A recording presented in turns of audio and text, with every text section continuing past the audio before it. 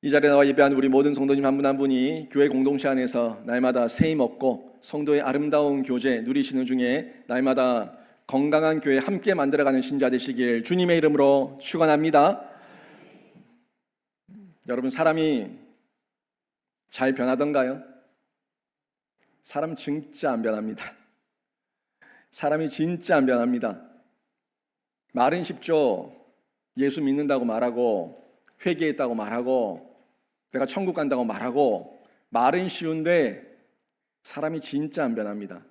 고집스럽게 안 변합니다. 지독하게 안 변합니다. 그렇게 안 변하는 사람이 예수 믿으면 진짜 기적이 일어납니다. 예수 믿으면 담배가 끊어지고 술이 끊어지고 모든 중독에서 끊어지고 사람이 바뀝니다. 여러분, 이 말을 제가 말해본들 1000번을 말하고 10,000번을 말하고 억번을 말해본들 여러분 귓가에 그 목사 말이고 라고 여기면 목사 말입니다. 그런데 체험한 사람은 압니다. 그 담배가 끊어지신 분, 술이 끊어지신 분, 모든 음란과 중독에서 끊어지신 분, 그걸 체험한 분은 압니다.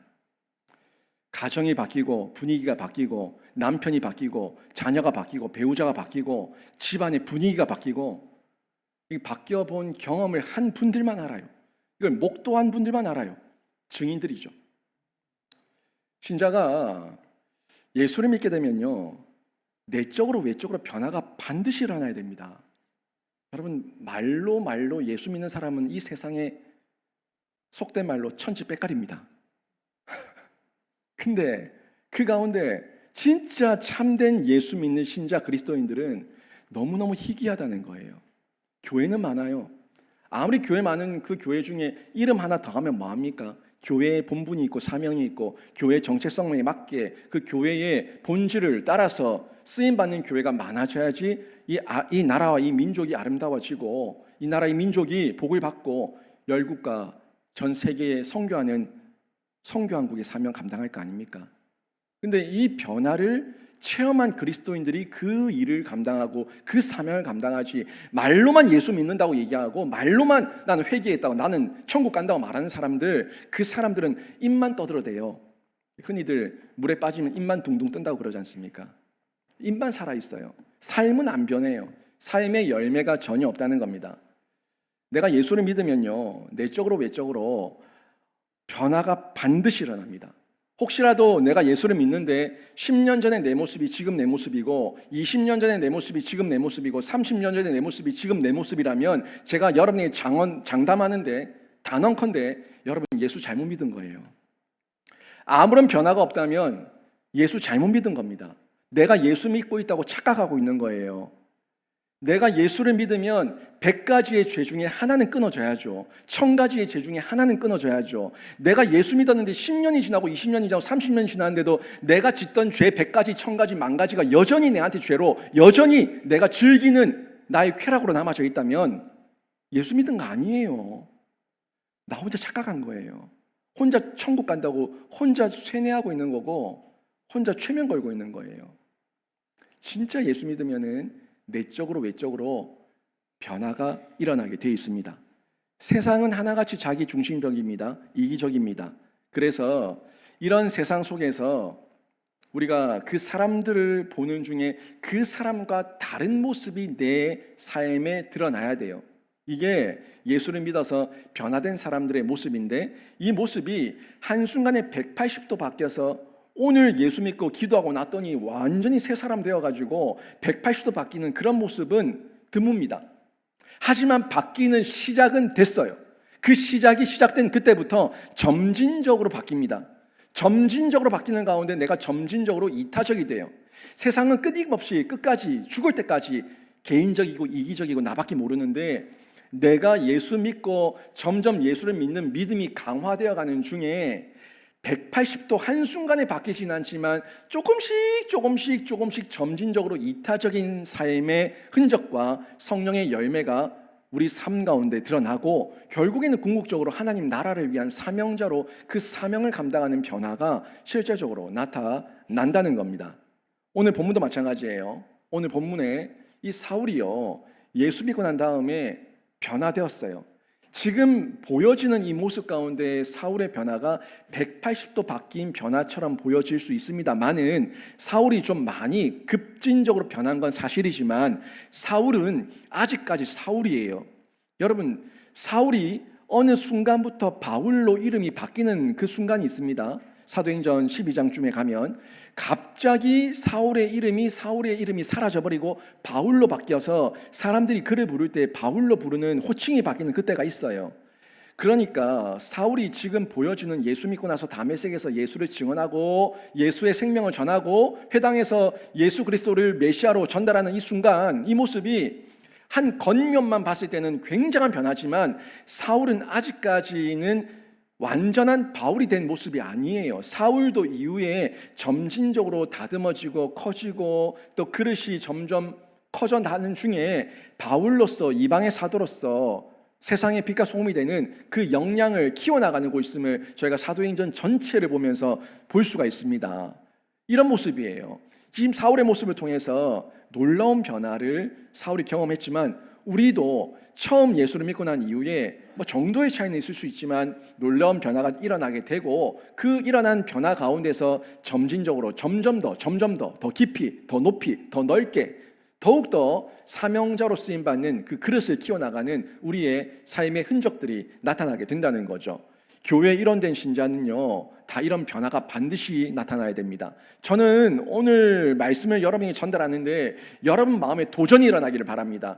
여러분 마음 가운데 이 변화에 대한 기대가 일어나기를 바랍니다. 그냥 예수 믿는다고 말만 떠들고 나는 예수 믿었다, 나는 회심했다, 나는 회개했다, 나는 천국 간다, 그렇게 말만 말하는 그런 말만 살아있는 신자가 아니라 진짜 여러분 삶 가운데 여러분도 알고 이웃도 알고 나도 알고 이웃도 알 수 있을 만큼의 그런 점진적인 변화가 여러분 삶 가운데 실질적으로 일어나기를 사모하며 기도해서 여러분이 정말 교회에 놀라운 변화를 일으키는 그리스도의 일꾼 되시기를 주님의 이름으로 축원합니다. 이게 그리스도인의 변화예요. 이 그리스도인의 변화가 일어났을 때 제일 먼저 일어나는 게 이 회심의 고백, 신자의 고백이고 신앙의 고백이에요. 이 신앙의 고백은 회심한 사람만 할 수 있는 거예요. 이 신앙의 고백이 말로만 남아도 안 됩니다만은 이 말의 고백도 전혀 없다는 건 더 심각한 거예요. 말의 고백이 있는 가운데 내가 예수 믿었다, 내가 회개했다, 내가 예수를 믿는 중에 회심했다라는 그런 신앙의 고백이 내 입으로 있는 중에 내 삶까지 변화돼야 되는데 입의 고백도 없다면 아주 심각한 거죠. 여러분 20절과 22절에 보니까 지금 이 내용을 보니까 사울이 예수 그리스도를 만나고 아나니아를 통해서 눈을 뜨게 되고 세례를 받고 예수 그리스도를 메시아 그리스도라고 고백하게 되는 놀라운 일이 일어나고 난 다음에 20절에 보니까 사울이 머뭇거리지 않고 그 은혜가 너무 커서 내 안에 일어난 이 변화가 너무 커서 견딜 수 없는 감격 가운데 즉시로 회당에 나가서 유대인들에게 예수가 하나님의 아들이심을 전파하는 놀라운 일이 일어나게 됩니다. 그가 다메섹에 온 이유는요, 예수를 믿는 자를 결박해서 끌고 가기 위해서 감옥에 가두기 위해서 온 거예요. 근데 그가 와서 그 공문은 찢어버리고 다 없어져버리고 그 10년 가운데 마음 가운데 변화가 일어나서 예수가 하나님의 아들이다, 예수가 메시아고 그리스도다 라고 소리를 치니까 아니 안 놀라겠습니까? 사람들이 저 사울이 어떤 인간인지 아는데 그 사울이 예수를 증언하고 예수를 자랑하고 예수가 메시아라고 얘기하니까 깜짝 놀라지 않겠냐는 거예요.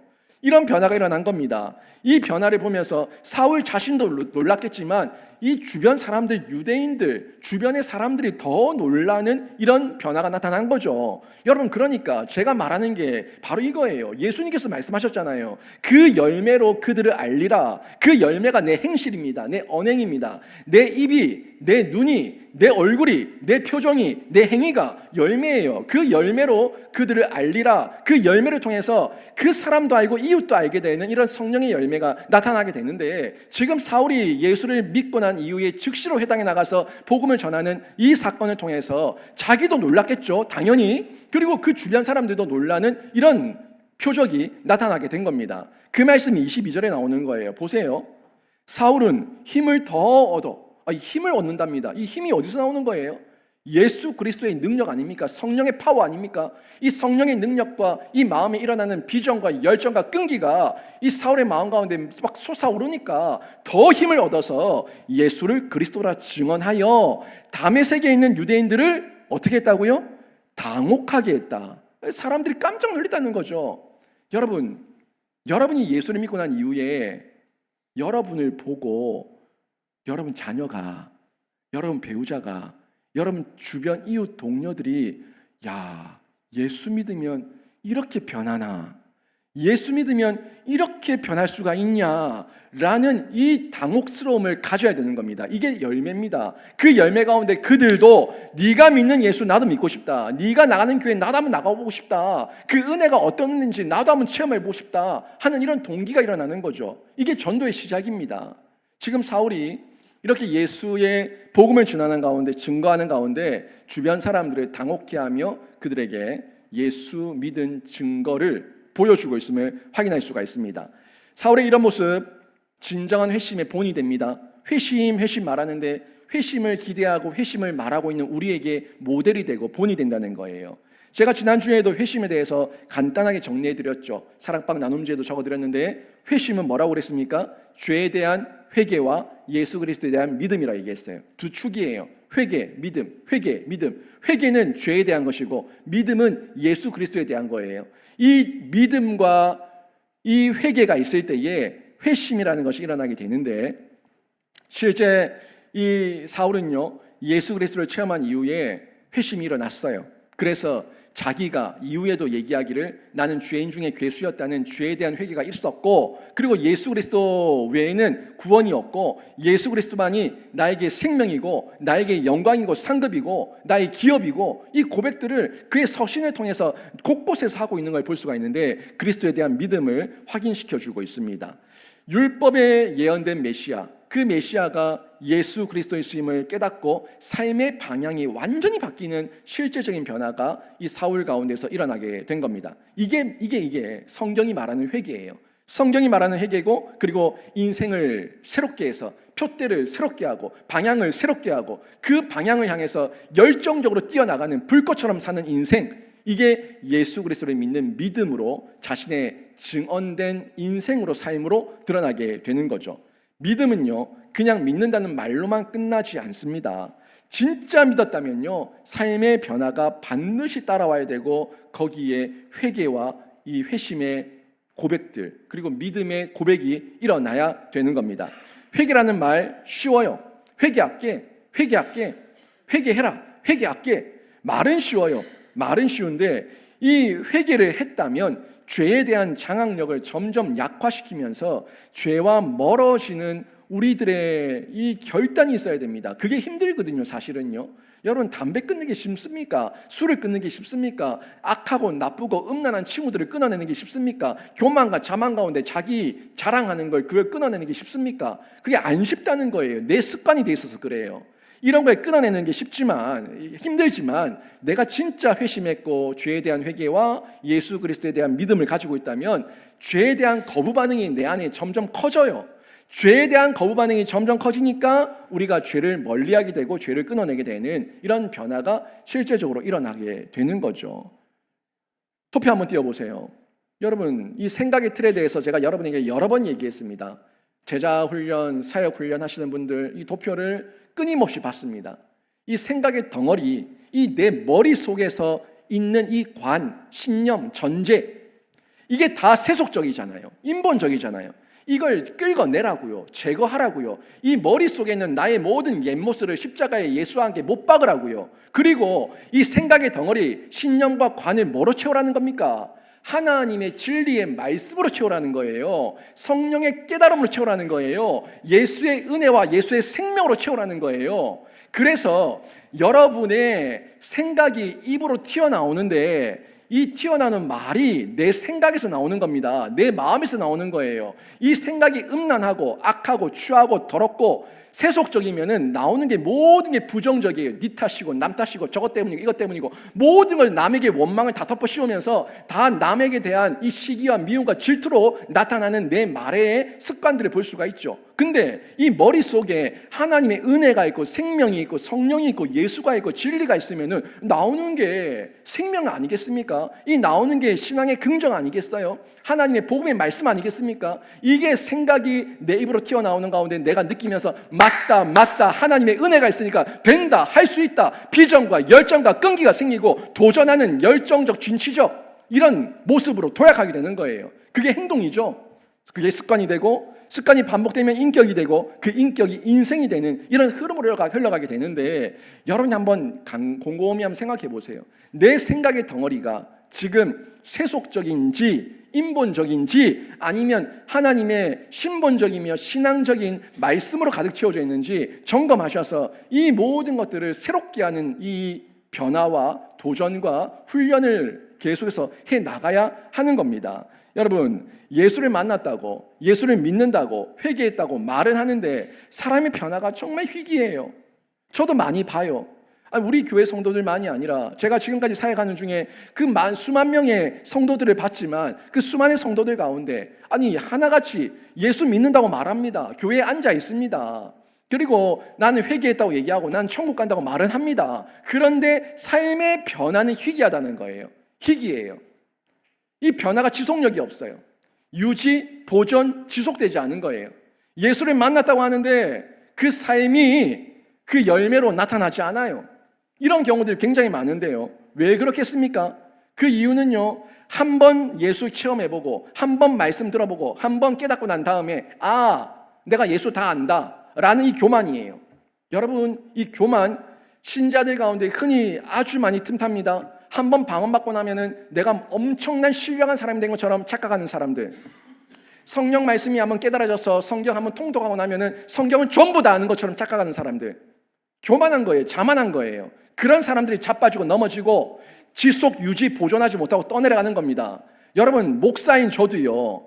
신학을 오랜 기간 공부하고 매주 설교를 하고 있는 저도 제 손에서 신앙 서적이 떨어지지 않고 성경책이 떨어지지 않습니다.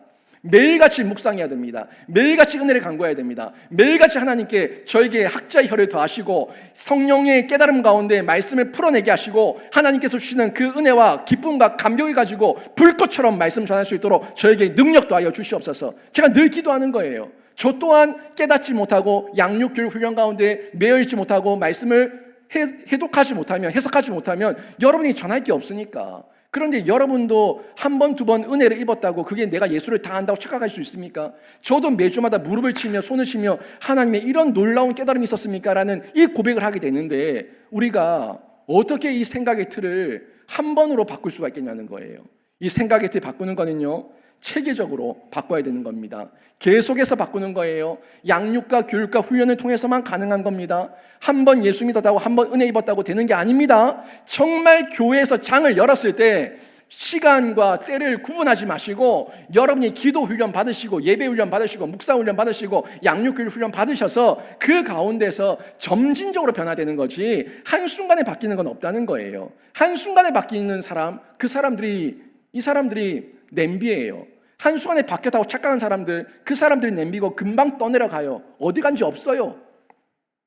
끊임없이 지속적으로 계속해서 말씀의 은혜 가운데 접속되어 있는 사람들, 이 사람들이 진국입니다. 하나님께서 찾으시는 진짜 알곡이에요. 사실 사울이 지식이 없어서 예수를 몰랐습니까?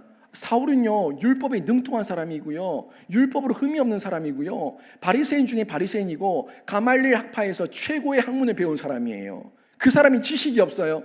아닙니다. 지식은 있지만 그 지식이 성령으로 깨달아지지 않았어요. 그러니까 어두운 지식이에요. 닫혀진 지식, 가둬진 지식, 밝혀져서 보여지지 않는 지식, 그런 지식이었다는 겁니다. 그냥 문자적으로만 이해되는 그런 어떤 세대주의로 흘러가는 지식, 이런 지식이었어요. 그러니까 사울도 유대인들과 똑같죠. 메시아 대망 사상에 빠져있고 선민의식에 빠져가지고 그냥 문자적으로만 어떤 메시아 그리스도라는 그런 착각과 망상 가운데 매여 있었던 겁니다. 그 메시아가 예수라는 것은 깨달아지지 않으니까, 성령이 없으니까 알지 못하고 그 예수를 십자가에 못 박아 죽이고 또 예수를 믿는 교회를 핍박하고 신자들을 억압하고 감옥에 가두는 그런 행동을 반복하고 있었던 거죠. 그리고 나서 이제 예수께서 친히 찾아와 주셔서 그 사울을 만나 주셨습니다. 만나 주시니까 그 예수를 깨닫고 나니까 참을 수 없고 견딜 수 없는 이 마음에 구령의 열정이 일어나는 거예요. 예수 생명 전하고 싶은 이 마음에 구령의 열정이 일어나는 거예요. 그래서 예수 그리스도가 메시아시고 예수 그리스도가 우리의 구원자라고 견딜 수 없는 그 구령의 열정으로 즉시로 회당에 뛰어나가서 복음을 전했던 이 사울의 모습을 저희가 오늘 본문에서 보고 있는 거죠. 여러분, 저는요, 우리 성도들 말로만 예수 믿는다, 회개했다, 나 천국 간다 말로만 말하지 말고 정말 여러분의 삶 가운데 정말 성장과 성숙으로 예수 믿은 만큼 10년, 20년, 30년의 시간이 지난 만큼 여러분의 지경이 넓혀지고 여러분 안에 성령의 열매가 맺혀져서 여러분도 느끼고 여러분 자녀도 느끼고 여러분 배우자도 느끼고 여러분 주변 지인들이 다 느껴서 여러분 때문에 예수 믿고 싶다는 그런 고백이 일어나는 신자의 삶이 되시기를 주님의 이름으로 축원합니다. 이게 성령의 열매고 우리 하나님께서 우리 교회를 통해서 교회 일원된 그리스도인들을 통해서 기대하시는 거죠. 이거예요. 지금 바울이 그 모습 가운데 복음을 증거할 때에 본인도 놀라고 주변 사람들도 당혹해하는 중에 드러나는 건 예수예요. 드러나는 건 예수 그리스도의 복음밖에 없는 거예요. 그러기 위해서 양육과 훈련의 장 가운데 나오셔야 됩니다. 잘 보세요. 여러분, 사울이요, 다메섹에서 놀라운 변화를 체험했습니다. 이제 사울은 놀라운 사도가 된 것 같아요. 아니에요. 사울이 계속해서 핍박을 당합니다. 다메섹에서 예루살렘으로 도망가고 예루살렘에서 가이사라로 도망가고 가이사라에서 다소로 도망가고 그러면서 도망 다니면서 그 고난, 척박한 고난, 그 광야의 시간을 거치는 중에 사울의 모든 교만이 다 사라지고 다 십자가에 못 박히고 그가 다듬어지고 연단되어서 정금같이 나와서 그리고 나서 안디옥 교회에서 이 사울이 바울되어서 파송받는, 선교사로 파송받는 그런 현장으로 이어지고 있습니다. 여러분, 한순간에 그렇게 사울이 바울된 게 아니에요. 여러분, 한순간에 어떤 영적인 신령한 체험을 통해 가지고 내가 마치 대단한 영적 거장이 된 것처럼 착각하지 마세요. 양육 교육 훈련 받지 않으면은 모두가 다 그냥 그 자리에 머물러 있는 거예요. 고여 있는 거예요. 고이면 썩게 되는 거예요. 저는 여러분이 권면합니다. 교회가 창을 열 때에 교회가 여러분의 권면하고 기도의 자리 나오세요. 새벽 기도 나오세요. 예배의 자리 나오세요. 금요기폭 나오시고 양육교육 훈련 받으시고 1:1 받으시고 전폭 받으시고 여러분에게 제자훈련 사역훈련 받으시고 장을 열어드릴 때에 여러분이 그 장 가운데 나오셔서 여러분이 성장과 성숙의 진짜 참된 열매를 맺는 아름다운 공동체의 일원 되시기를 주님의 이름으로 축원합니다. 이게 아름다운 공동체의 한 화음이 되는 거예요. 한 화음입니다. 성령으로 하나 되고 말씀으로 하나 되면 한 화음이 나오지 딴소리가 안 나와요. 네가 잘했다, 내가 잘했다, 이 소리는요 각자가 자기 각계 존타하고 있을 때 나오는 소리고요. 그러면 싸움이 되는 거예요. 그러면 교회가 혼란스러운 거예요. 이곳에 성경 말씀이 있고 양육 교육 훈련이 있고 성령의 임재가 있는데 딴소리 나올 게 뭐가 있어요? 여기서 나오는 거는 진리의 고백이고 신앙의 고백이고 찬양의 소리, 이 아름다운 화음만 나오는 거예요. 사람의 소리가 커지면은 거기서 불협화음이 생기는 거죠. 저는 우리 영신교회가 아름다운 화음, 성령의 소리, 예수의 소리, 진리의 소리, 찬양의 소리, 하나님의 그 복음의 소리만 울려 퍼지는 교회가 되기를 주님의 이름으로 축원합니다. 이 소리가 날 때에 나에게 해가 되는 어려움이 있더라도요 고난을 자처합니다. 고난 싫다. 나는 예수 믿은 이때부터 복만 받으란다. 나는 꽃길만 거들란다. 나는 예수 믿은 이유가 나 복 받으려고 예수 믿었거든. 그러니까 나한테 손에 물 묻히게 하지 마. 나한테 청소시키지 마. 나한테 어려운 거 시키지 마. 나한테 아무것도 시키지 마. 나는 서비스만 받고 갈 거야.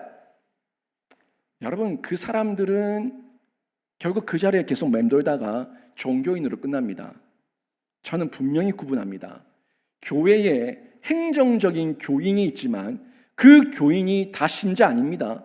교인은 교인으로 멈춘 사람이 있는가 하면 그 교인에서 진짜 신자가 되는 사람이 있어요. 하나님의 생명책에 기록된 사람이 있어요. 그 사람들은 이타적입니다. 고난을 자처합니다. 헌신하며 섬기며 위로하며 격려하며 누군가에 배려하며 나눠주기를 좋아합니다. 그 사람들이 비율적으로 보통 교회들이 30%로 얘기하잖아요. 그 30%가 그 헌신된 30%가 70%의 구경꾼을 끌어간다고요. 섬겨준다고요. 세상은요, 신자가 이타적이 되고 헌신적이 되며 하나님 나라를 위해서 헌신하는 거 매우 싫어합니다. 신자의 변화를 매우 싫어해요. 그러면서 늘 비아냥거리죠. 저도 굉장히 많이 들은 이야기예요. 여러분도 들어봤을 겁니다. 네가 언제부터 예수 믿었냐? 예수 작정 믿어라. 제도를 믿어라. 뭐 병적으로 믿지 마라. 미쳤냐? 비아냥거리고 니만 잘났냐? 니만 거룩하냐? 별꼴을 다 보겠다. 뭐 하여튼 예수 믿는 사람들, 교회 다니는 사람들은 별실없다. 뭐 이런저런 소리 많이 들었을 겁니다. 그 비아냥과 시기와 공격, 여러분 어떻게 감수하십니까? 제가 금요기도에도 말씀드렸지 않습니까? 세상이 교회와 신자를 공격하는 이유 딱 두 가지. 시기심 때문에. 두 번째, 사탄은 충동질해서 우리를 공격한다고. 권력자들을 충동질해서 공격하는 모습, 이 두 가지를 말씀드렸는데 이게 늘 있습니다. 사울도요, 자기가 회심하고 나니까 예전에는 당하지 않았던 그 비아냥과 그 공격과 그 박해를 받기 시작하는 거예요. 바로 즉시로 나가서 복음 전했더니 즉시로 박해가 들어와요. 23절 보십시오. 여러 날이 지나매 유대인들이 사울 죽이기를 공모하더니 뭐라고요? 사울을 죽이겠다니. 아니 미워하는 정도가 아니라 완전히 없애버리겠다. 죽여버리자. 이 공모를 하는데 한두 명의 생각이 아니라 여러 명이 머리를 맞대고 함께 계획을 세우는 거예요. 이런 공모까지 일어난 겁니다. 교회와 신자를 핍박하고 박해하던 사울이 회심해서 복음을 전하니까 그 파급력과 영향력이 상당한 거죠. 그러니까 그 상당한 영향력과 파급력 때문에 유대인들이 당혹스러웠고 빨리 이 사울을 죽여야겠다라는 이 공모까지 하게 된 거예요. 여러분, 과거에 이명박 전 대통령이 서울시장 당시에 그가 어떤 기독교 공동체 모임 가운데서 연설을 하는 중에 기도를 한 적이 있었어요. 그 기도하는 중에 어떤 기도를 했냐면, 하나님, 이 서울시를 하나님께 봉헌합니다. 서울특별시장이 시장이 기도를 하는데 그분이 이 서울시를 하나님께 봉헌합니다. 이 봉헌 기도를 한 거예요. 그것 때문에 언론이 난리가 났었죠. 자기가 뭔데 봉헌을 하고 말고 하냐. 그러면 우리 교회의 모든 목사들은 다 맞아 죽어야겠습니다. 이 나라 이 민족을 하나님께 드립니다. 이 나라 이 민족을 하나님께 봉헌합니다. 다 올려드렸는데, 아니 그분이 장로잖아요. 장로. 한 교회 장로지 않습니까? 그러다 보니 자기의 신앙을 따라서 그 교회 모임 가운데서 기도를 하고 그런 고백을 했는데 그 종교의 자유까지도 박해를 하는 이런 시대. 아니 뭐 정치인이 되면 말도 못하게 하는 거예요. 그러면서 우리 정치인들이, 국회의원들이, 지도자들이 입 다물고 눈치 보는 경우 얼마나 많아요. 편향적이다, 편협하다, 종교 편향적으로 정치한다, 이런저런 위협 가운데서 꼬랑지 내리는 지도자들이 굉장히 많다는 거예요. 위협받는 가운데 진짜 숨는 지도자들이 너무나 많다는 거예요. 여러분, 이런 것에 우리가 두려워할 것이 아니라 우리가 그 지도자의 자리에 세우시고 우리에게 파급력과 영향력을 주신 것도 하나님이시라면 그 은혜 가운데 우리가 영향력을 드러내야죠. 세상의 위협이 나에게 해가 된다고 할지라도, 고난을 자처해서라도 하나님을 드러낼 수 있는 지혜와 지식을 가지고 우리가 잘 감당해야 되는 거예요. 이 가운데 지금 사울이 상당한 영향력이 있던 사람이었다 보니까 예수 그리스도를 메시아라고 전하니까 유대인들이 그를 죽이기 위해서 공모까지 하게 되는데, 24절을 보니까 얼마나 심하게 했는지 밤낮으로 성문까지 지키면서 사울을 감시하는 거예요. 사울 나가지 못하게 해라. 우리가 죽여야 된다. 이 다메섹 성 안에 있을 때 죽여야 된다 하면서 사울을 감시하는 일까지 일어나게 된 겁니다. 이 내용을 보면서 16절에 하나님께서 아나니아를 보내실 때 교회를 박해하던 그 사울이 어떤 해를 당하게 될지에 대해서 예언하셨던 말씀이 저는 기억이 나던데, 16절 말씀이 그대로 현실이 되어가고 있는 거죠. 한번 보세요. 16절에 그가 내 이름을 위하여, 그는 사울이에요. 사울이 예수의 이름을 위하여 해를 얼마나 받아야 할 것을 내가 그에게 보이리라 하시니, 이게 아나니아를 보내면서 사울이 지금은 나를 해롭게 했지만 자기가 이제 예수를 전하는 가운데 해를 당할 거야 라는 그 예언을 하셨는데, 이 해가 바울이요, 사울이 예수를 믿고 난 다음에는요, 이 해가 겁나는 해가 아니라, 무서운 해가 아니라 영광스러운 해가 되는 거예요. 이 고난을 자처하는 거예요. 내가 하나님을 전하기 위해서, 예수를 전하기 위해서 이런 해를 당한다면은 내가 죄인 중에 괴수였는데 이 해를 당연히 받아야지. 이 해는 영광스러운 해니까 내가 지금 당하는 이 고난이 장차 내게 주어질 영광과 비교할 수 없으니까 내가 당연히 받아야지 하는 마음으로 기쁨으로 자처하며 이 고난을 받았다는 것을 저희가 이 바울의 서신들을 통해서 확인할 수가 있습니다. 기쁨으로 감수하는 거예요. 이런 해를 당할 때에, 이 어려움의 때에 혼자 당하면 못 견딥니다. 바울도 마찬가지예요. 바울이 이후에 선교하는 가운데, 여러분 사도행전을 잘 보세요. 바울이 혼자 있지 않습니다. 바울은 늘 동력자들과 함께 있었습니다. 감옥에서도 동력자들과 함께 있었고 늘 동력자들과 함께 있었어요. 해를 당할 때에 혼자 있으면요 넘어질 수 있어요. 혼자 있으면 약해져요. 혼자 있으면 사단마귀가 틈타기 쉬워요. 그렇지만 내 안에 내가 해를 당할 때에, 고난 당할 때에 내가 예수와 함께하고 있고 임마누엘 하시는 예수께서 나와 동행하시고 있고 나와 함께하는 동력자들이 있다는 이 믿음이 있으면요 이겨냅니다. 견뎌냅니다. 또 한번 극복하게 됩니다. 이게 은혜거든요. 이게 공동체의 은혜예요. 하나님께서 교회를 모이게 하신 이유가 여기 있는 거예요. 근데 많은 성도들이요 해를 당하고 어려움 당하면 도망가죠. 도망가고 난 다음에 어디로 가냐면 혼자 동굴을 파고 들어가요. 잠수를 타요. 잠수를 타고 동굴 속으로 들어가면은 어떻게 되냐면 자기 비하에 빠집니다. 내가 이러려고 예수 믿었나? 다 필요 없다. 다 쓸모없다. 그 누가 주는 마음이에요? 하나님이 주시는 마음도 아니고 교회가 주는 마음도 아니고 우리 동력자가 주는 마음도 아니에요. 자기 안에서 혼자 있는 가운데 사단 마귀가 주는 마음이에요. 그 마음에 유혹당하고 미혹당하고 거기서 난도질 당해서 자기 혼자서 더 깊숙이 외로움과 고독함을 그냥 이 당하면서 동굴 속으로 빠져드는 겁니다. 그리고 외로움에, 우울증에, 불면증에 시달리는 사람들을 상당히 많이 보게 되는데 빛으로 나오셔야 되는 거예요. 동굴 속으로 들어가면 아무런 빛도 소망도 발견할 수가 없습니다. 하지만 하나님께서 만나게 하신 공동체, 하나님께서 만나게 하신 동력자, 은혜의 보좌 앞으로 나오면은 하나님께서 언제든지 빛을 보게 하시고 희망과 소망을 노래하게 하실 줄로 믿습니다. 그 공동체 안으로 나와야지 사는 거예요. 혼자 숨으면 안 돼요. 바울이 당했던 그 고난이 우리의 고난과 비교가 됩니까? 우리의 고난은 어디 명함도 못 내밀어요. 바울은 엄청난 고난을 당했습니다. 매질과 돌맞음과 죽을 고비를 수차례 넘겼어요. 그런 중에도 바울 곁에는 임마누엘 하시는 하나님이 계셨고 예수가 동행하셨고 동력자들이 함께 있고 그 가운데 확신과 믿음이 있으니까 성령과 능력과 큰 확신 가지고 또 이겨내고 극복하고 끝까지 예수 생명 전하는 이 바울의 모습을 저희가 성경을 통해서 볼 수가 있는 겁니다. 25절도 보세요. 지금 완전히 포위당했습니다. 다메섹 이 성에서 빠져나가지 못할 만큼 감시를 당하고 있는 그때에 누가 이 사울을 구출해 줍니까? 그 제자들이에요. 사울이 제자들의 도움을 받아서 밤에 광주리에 달려서 담겨서 성 밖으로 탈출합니다.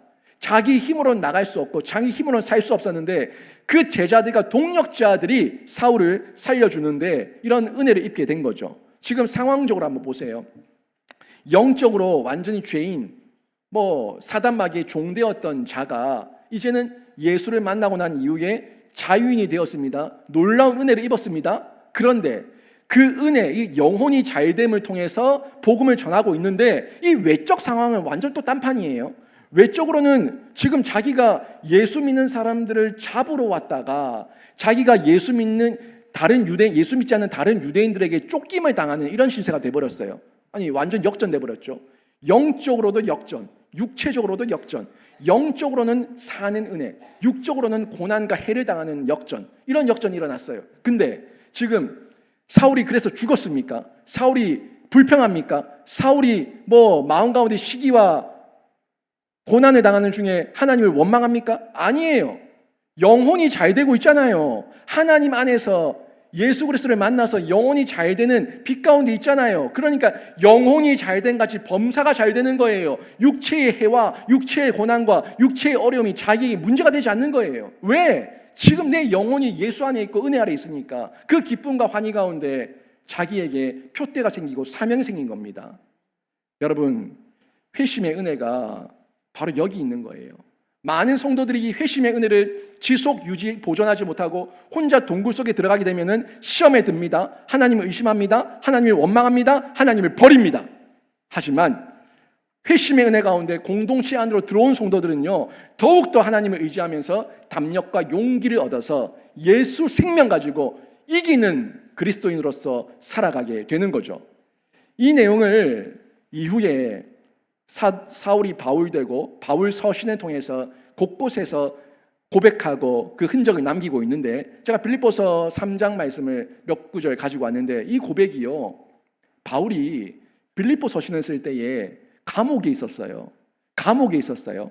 육체가 감옥에 매인바되어 있습니다. 그런데 그 육체가 매인바되어 있는 이 바울의 영적인 자유와 평강의 은혜가 얼마나 큰지 이 빌립보서 3장 말씀을 통해서 여러분 확인해 보십시오. 빌립보서 3장 8절입니다. 보십시오. 또한 모든 것을 해로 여김은 내 주 그리스도 예수를 아는 지식이 가장 고상하기 때문이라. 모든 것을 해로 여긴다. 뭘 해로 여긴다는 거예요? 내가 과거에 알았던 하나님 예수 없이 알았던 지식, 지혜, 모든 권력과 힘과 능력, 이 모든 것을 해로 여긴다. 왜? 주 그리스도 예수를 아는 지식이 가장 고상하기 때문에, 예수 아는 지식이 내 안에 최고의 평안이고 행복이고 기쁨이기 때문에 과거의 그 외형적인 것들은 내가 다 해로 여긴다. 심지어 뭐로? 배설물로 여긴다 라고까지 얘기하고 있습니다. 그리고 보세요. 자기는 그리스도를 얻었고 그리스도를 얻고 내 안에 그리스도 있고 내 안에 그리스도 있으니까 이따위 배설물 다 필요 없어. 다 똥이야, 똥. 다 지나가는 거야. 다 필요 없어. 내 안에 예수 그리스도를 아는 고상한 지식이 내 안에 차고 넘치니까 내 영혼이 잘 되니까 내 범사가 늘 평안하고 기쁜 거야. 이 고백을 빌립보 성도들에게 바울이 하고 있는 겁니다. 또 10절 보십시오. 10절에도 이렇게 나옵니다. 내가 그리스도와 그 부활의 권능과 그 고난의 참여함을 알고자 하여 그 죽으심을 본받아. 아니, 본받을 게 없어서 죽으심을 본받는다고 얘기합니다. 다른 걸 본받는 게 아니라 내가 예수와 함께 죽기를 원한다고, 이걸 본받기를 원한다고, 이 고난을 내가 자처한다고 그 고백을 하고 있는 거예요.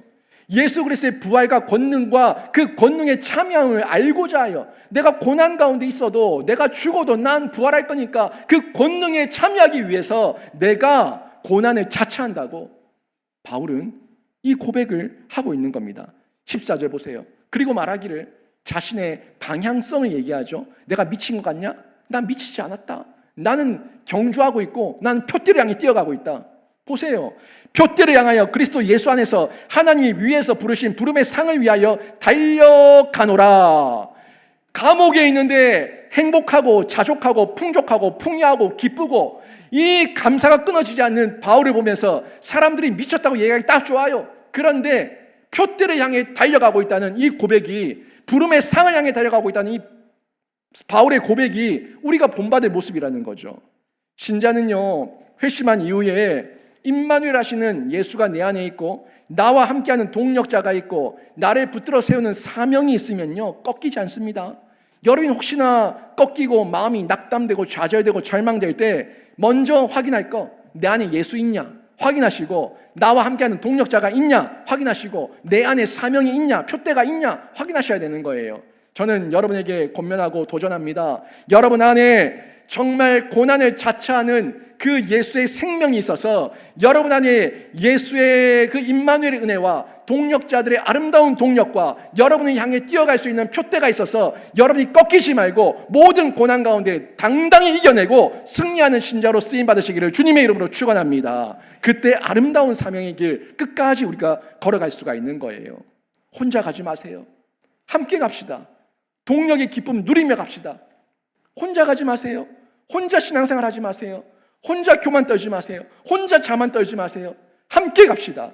주님께서 함께 우리 저 천국에서 함께 예배하게 하실 건데 혼자서 거룩한 척, 혼자서 독불장군 되지 마시고 함께 아름다운 동력의 기쁨을 누리며 살아가는 것, 이게 교회 공동체예요. 이처럼 교회는요, 아름다운 동력이 일어나는 공동체가 교회입니다. 그 위험했던 인물이 교회 안으로 들어와서 바뀐 교회의 일원이 됩니다. 위험에 처한 인물 그 곁에 교회 성도들이 떠나지 않고 그와 함께합니다. 임마누엘의 하나님께서, 예수께서 그 사울과 동행해 주셨고 그를 돕는 동력자들이 그와 함께했는데, 그 동력자들 아나니아, 그 이후에 바나바, 그 이후에 실라, 또 여러 동력자들이 계속해서 붙어서 바울과 그 선교 여행을 1차, 2차, 3차 계속 이어가고 있는 것을 저희가 성경을 통해서 볼 수 있지 않습니까? 바울이 혼자서 했겠습니까? 혼자서 선교 여행했겠어요? 혼자서 그 선교의 전도의 역사와 기적들을 일으켰겠습니까? 예수께서 계시고 동력자들이 있으니까 그 일을, 그 사역을 감당할 수가 있었던 겁니다. 어떤 신자도 혼자서는 하나님 나라를 살아갈 수도 이룰 수도 없습니다.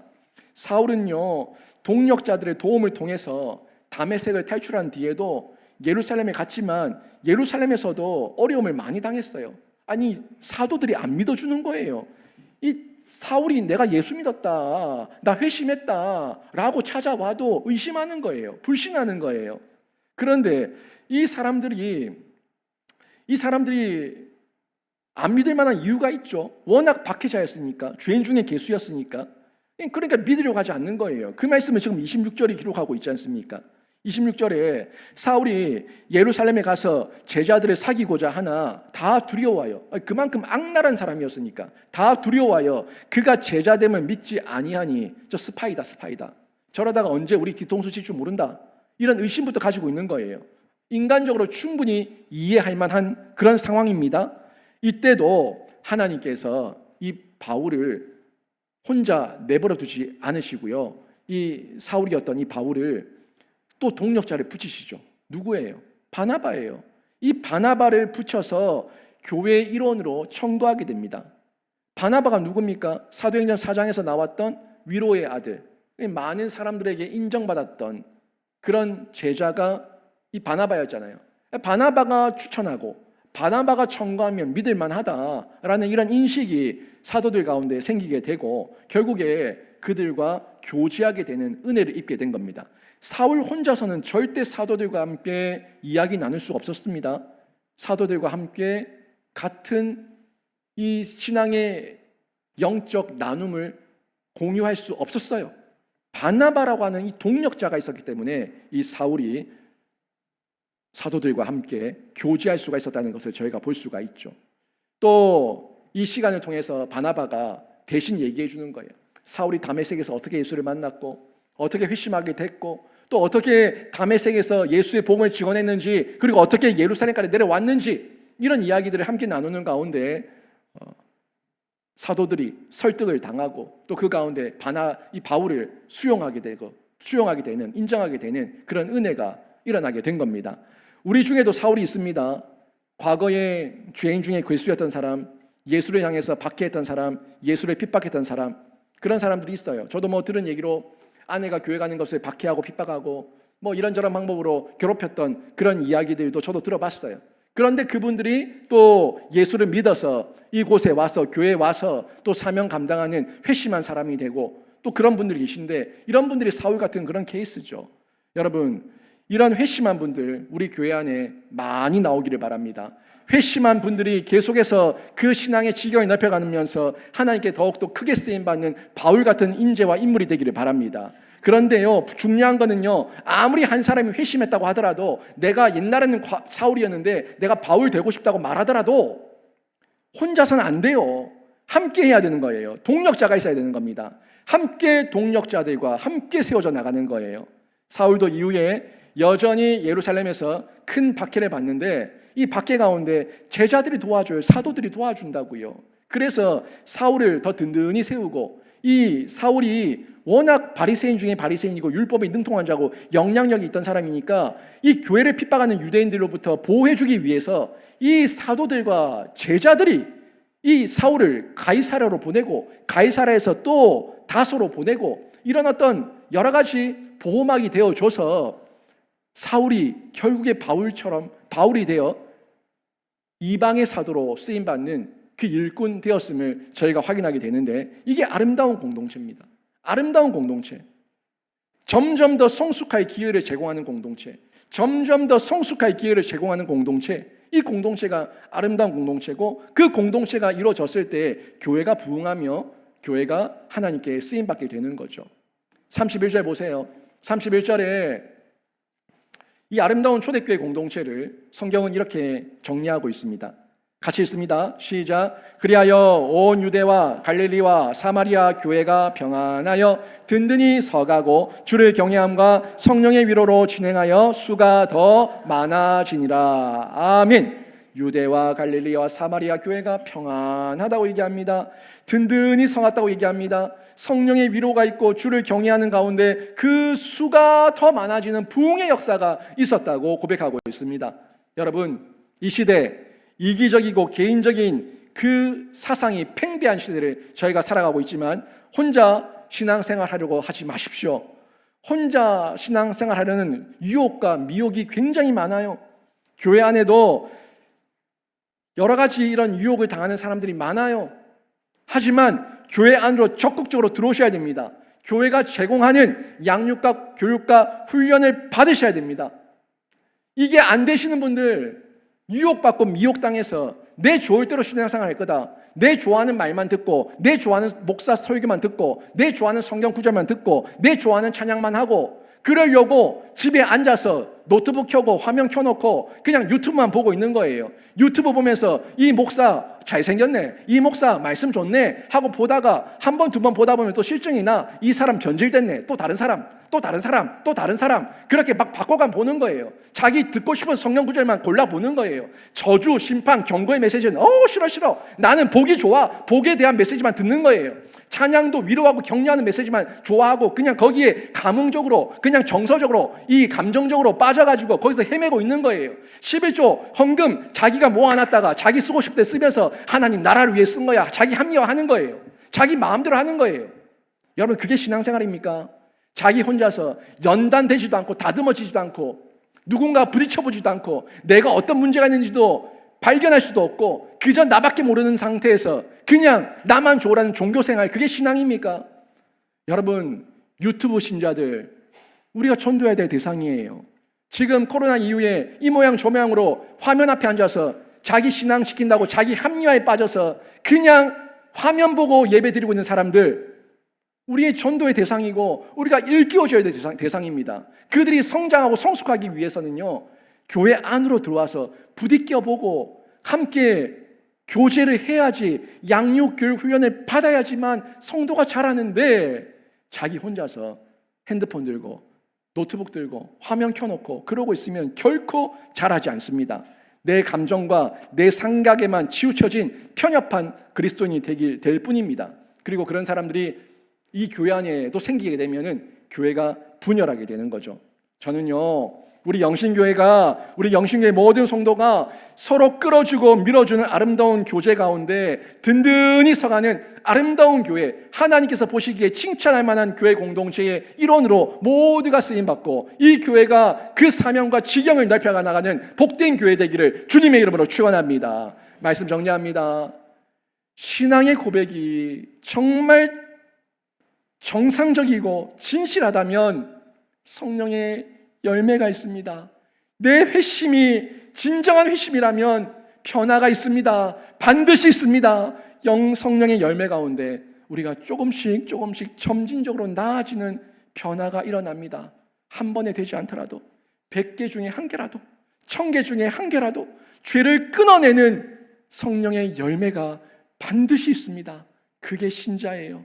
그 가운데 고난을 자처하면서 나에게 주어진 사명이 있으니까 그 사명을 향해, 그 표대를 향해 뛰어나가는 비전과 열정과 끈기가 있고 진취적이고 도전적인 그런 삶의 흔적들이 점점 더 지경을 넓히며 드러나게 되는 거예요. 그때 혼자 하지 않아요. 동력합니다. 함께합니다. 그 동력의 기쁨이 우리 교회 안에 함께 공유되는 가운데 교회가 내적으로 외적으로 부흥하는 역사를 체험하게 되는 겁니다. 서로 끌어줍시다. 서로 밀어줍시다. 나 혼자 신앙생활하는 게 아니라 함께 신앙생활하는 유기적 공동체의 교회라는 것을 기억하시고 하나님 안에서 성령의 한 띠로 한 몸된 하나된 공동체니까 서로 끌어주고 밀어주는 아름다운 생명사역 공동체의 일원 되시기를 주님의 이름으로 축원합니다. 아멘.